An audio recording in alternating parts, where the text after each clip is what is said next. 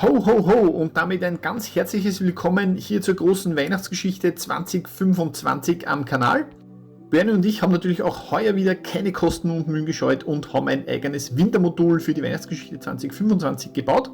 Wir beginnen allerdings die Geschichte in Neustadt an der Südbahn, wo hier gerade der Michael aus dem Sanatorium kommt, ihr seht ja. Der geht hier also gerade hinaus zu seinem neuen Auto, den VW Multivan, den ihr auch hier im Bild schon seht. Er hat hier seine Mutter besucht und wird sich jetzt mit dem Auto auf den Weg machen nach Küp, wo er die Sandra abholt, und dann fahren die beiden gemeinsam auf den Weihnachtsmarkt über das neue Modul und erleben dort natürlich gewisse Dinge.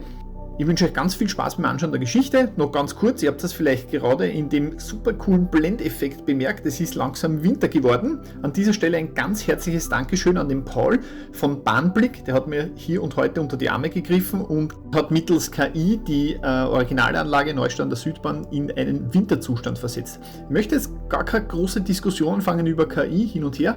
Ihr wisst es, die Anlage selbst ist original, ich will nichts verändern, ich will euch nichts aufschwatzen, es geht einfach nur darum, dass wir einen tollen Winteranblick haben, damit das Ganze einfach nicht so sommerlich ausschaut und wir die Geschichte hier in Neustadt an der Südbahn gut erzählen können. Nochmal, viel Spaß beim Anschauen des Videos, danke an Bernie fürs Helfen beim Bau des Weihnachtsmoduls und natürlich an den Paul für die tollen KI-Bilder. Viel Spaß beim Anschauen.